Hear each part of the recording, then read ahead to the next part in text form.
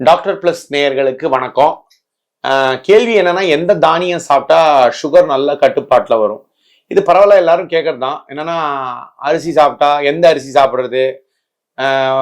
கோதுமை சப்பாத்தி சாப்பிட்டா சுகர் குறையுமா? இட்லி தோசை சாப்பிடவே கூடாதா? பொங்கல் பூரி சாப்பிடக்கூடாதா? அப்புறம் கருப்பு கவுனி தான் சாப்பிடணுமா? திணை சாமை சாப்பிடலாமா? இப்போ வெளிநாடெல்லாம் போயிட்டு வரவங்க நிறைய பேர் வந்து இந்த கீன்வா சாப்பிடலாமான்னு கேட்பாங்க. தென் அமெரிக்க திணைன்னு நான் கீன்வா சாப்பிடலாமா, ஓட்ஸ் சாப்பிடலாமா, இதெல்லாம் அடிக்கடி கேட்பாங்க. எல்லாமே வந்துங்க இப்ப நம்ம எடுத்துப்போம். அரிசி, வெள்ளை அரிசி, பிரவுன் அரிசி, கோதுமை, திணை, சாமை, குதிரவாளி, கம்பு, கேழ்வரகு, மூங்கில் அரிசி, மாப்பிள சம்பா, கருப்பு கவுனி, காட்டியானம், தூயமல்லி, கீன்வா, ஓட்ஸ் அப்படின்னு வச்சுப்போம். சும்மா பேச்சுக்கு எனக்கு தோணுது சொன்னேன். இது எல்லாமே தானிய வகையில தான் வரும் இல்லைங்களா? எல்லாமே தானிய வகையில் தான் வரும். கிட்டத்தட்ட எல்லாமே கிராஸ் வெரைட்டி கிரெயின் தான் வரும். ஸோ எல்லாத்துக்குமே ஒரு அடிப்படையில ஒரு ஷேப் இருக்கும் இல்லைங்களா? எல்லாமே ஒரு சின்னதா இருக்கும், இல்லை கொஞ்சம் பெருசா இருக்கும், நீட் வகையறால இருக்கும், இல்லை ஸ்லைட்டா குண்டு வகையறால இருக்கும். இது எல்லா தானியமுமே அடிப்படையில் மாவு சத்தே அதிகமாக கொண்ட தானியங்கள். அது முதல் பாயிண்ட் தெரிஞ்சுக்கோங்க. எல்லாத்திலையுமே மாவு சத்து தான் அதிகம். கருப்பு கவுனியாக இருந்தாலும் சரி, வெள்ளை அரிசியாக இருந்தாலும் சரி, எல்லாத்துலயுமே மாவு சத்து அதிகம்.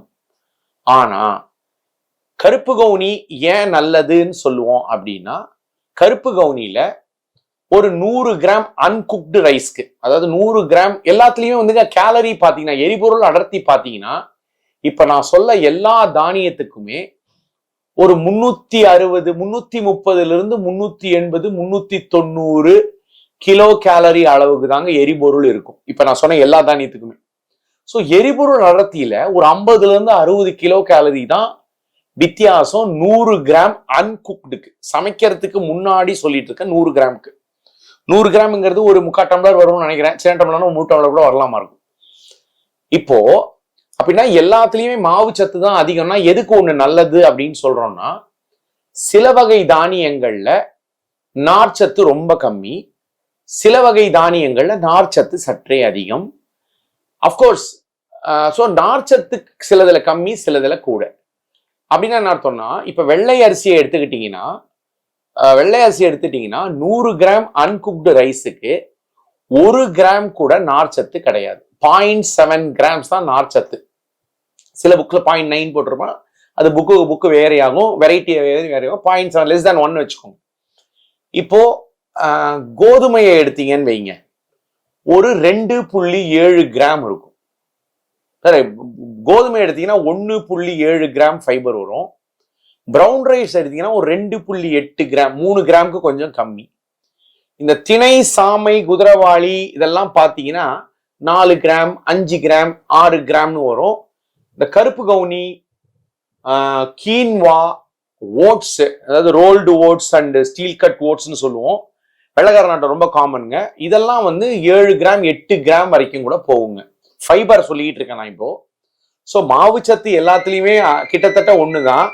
அதனால அதுல வந்து நம்ம வந்து எப்படி சொல்றதுன்னா, நம்மளால வந்து மாவு சத்துல பெரிய வித்தியாசம் கிடையாது அப்படின்னாலும், புரதச்சத்துல கொஞ்சம் கொஞ்சம் வித்தியாசம் வரும். நார்ச்சத்துல தான் வித்தியாசம் வரும். நார்ச்சத்துல கருப்பு கவுனியில ஒரு 8 கிராம் வரும். ஆனா இது எல்லாமே 100 கிராம்ல அன்குக்டுக்கு தான் இதெல்லாம் கணக்கு. இப்ப 100 கிராம் ரைஸை நீங்க குக் பண்ணீங்கன்னு வைங்க, அப்போ 100 கிராம் ரைஸை குக் பண்ணீங்க அப்படின்னா எத்தனை பேர் சாப்பிடலாம்? ஒரு டம்ளர் வச்சீங்கன்னா எத்தனை பேர் சாப்பிடலாம்? ஒரு 4 பேர் சாப்பிடலாம். ஏன்னா நிறைய ஆண்டு வரும் இல்லைங்களா? அப்போ 4 பேருக்கான அது அரிசிங்கும் போது அதை 4 பேரா பிரிச்சிங்கன்னா 8 கிராம் ஃபைபர் உள்ள ஒரு கருப்பு கவுனியாவே இருந்தாலும் தனிநபர் உட்கொள்ளுதல்ல ரொம்ப கம்மியா தான் இருக்கும். ஒரு 1.5 கிராம், 2 கிராம், 2.5 கிராம் வரைக்கும் ஃபைபர் சாப்பிட முடியும். அதுக்கு மேல அதை பிரிக்கும் போது நான் சொல்றேன். ஸோ 2 கிராம் ஆயிடும் ஒருத்தருக்கு.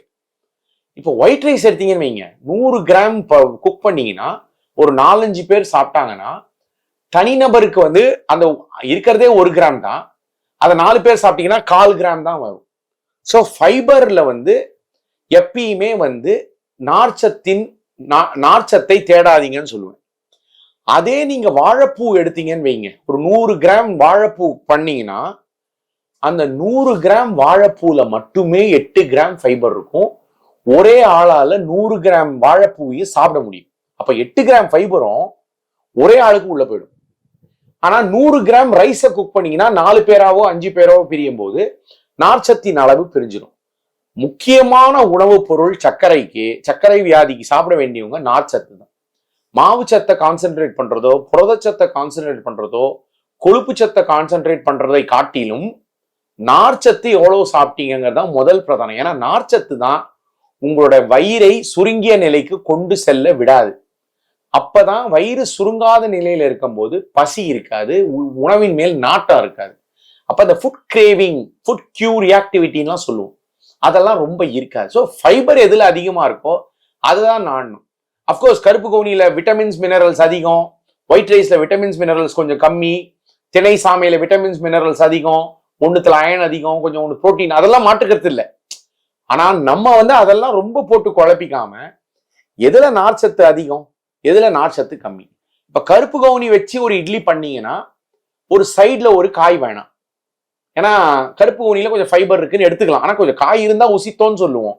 ஆனா ஒயிட் ரைஸ்ல ஒரு இட்லி பண்ணீங்கன்னா முடிந்த வரைக்கும் ஒரு சைட்ல ஒரு பொரியல் வைங்க, ஒரு சாலட் வைங்க, ஒரு சுண்டல் வைங்கன்னு சொல்றோம்.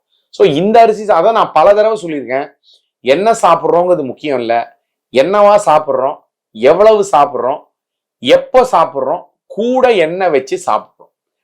ஒயிட் இட்லி சாப்பிடுங்க, சட்னி சாப்பிடுங்க, ஒரு பொரியலோட சாப்பிடுங்க. இல்லையா கருப்பு கவுனி நிறைய சாம்பார் வச்ச ஒரு காயோட சாப்பிடுங்க. இந்த மாதிரி தான் பார்க்கணுமே ஒழிய இந்த தானியம் சாப்பிட்டா சுகர் குறைஞ்சிரும், இந்த தானியம் சாப்பிட்டா சுகர் குறையாதுன்னு நினைக்கிறதெல்லாம் அவ்வளவு